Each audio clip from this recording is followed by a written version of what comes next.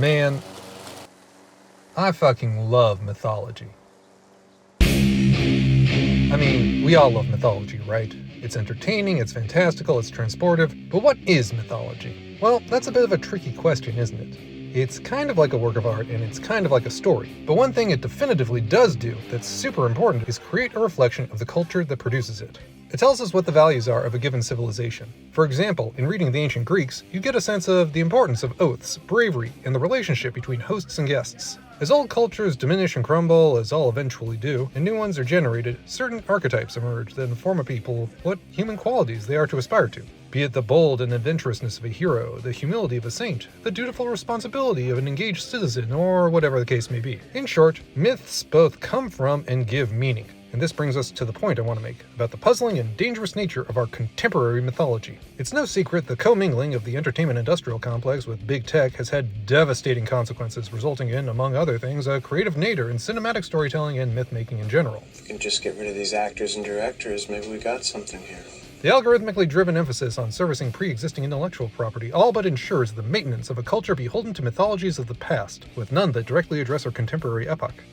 And if you think that no one is really watching these things, I have some statistics that would beg to differ. As of June 1st, the cumulative box office for the second quarter of 2025 has generated over $1.9 billion, with nearly $500 million of those dollars coming from the Minecraft adaptation alone. Those are pre-pandemic numbers, my friend. Also, as an aside, if you're a film worker today, either below or above the line, ask yourself if you're seeing pre-pandemic level paychecks. But perhaps that's a conversation for another time. By the way, if you don't think movies can serve this mythic function, here's just a minor example. Look at the way people talk, dress, and move in movies of the 1940s. Think about how these films reflect what their values were, and how they may differ from the values of today. You're not Hitler. Well, I see good things about Hitler also. Turning our gaze from the big to the small screen, what do we see? Well, it's all stories about rich people, unintelligible and unattainable to the vast overwhelming majority of the population. Even the few moments of intended universal transcendence ultimately feel hollow and are quickly forgotten, absorbed into the miasma of fantasy privilege porn, rendering any potential meaning, well, meaningless. Whatever will be, will be.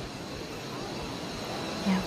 These narratives do, however, seem to at least be in sync and aligned with the news media cycle, replete with no shortage of nihilistic, self-absorbed billionaires whose unhinged actions seem to bear no consequences whatsoever. Now, you might say that film and television are legacy media, gone the way of antiquities like the novel and theater, and that to see a real reflection of contemporary culture, one should look to TikTok and YouTube. Fair enough, let's look. The most subscribed YouTube channel in 2025 is MrBeast, with 397 million subscribers and counting. Let's take a brief look at the internal memo he gives to employees. Your goal here is to make the best YouTube videos possible. That's the number one goal of this production company. It is not to make the best produced videos, not to make the funniest videos, not to make the best looking videos, not the highest quality videos. It's to make the best YouTube videos possible. So, it's not about aesthetics, and it's not about quality, and it's not even about entertainment. What's it about then? Why does the thing exist?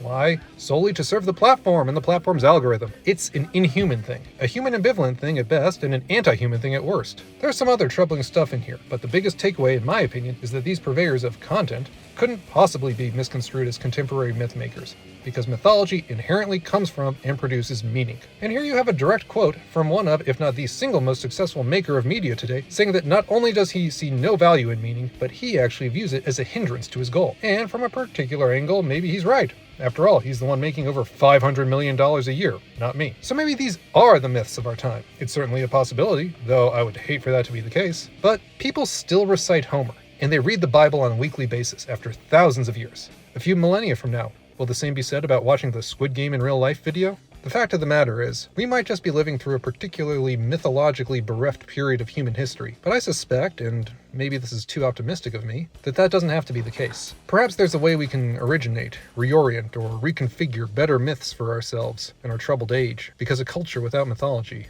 is a dead culture. I wish I was smart enough to know how to do that, but unfortunately, I'm just not that fucking smart. If you have any ideas, I'd love to hear them.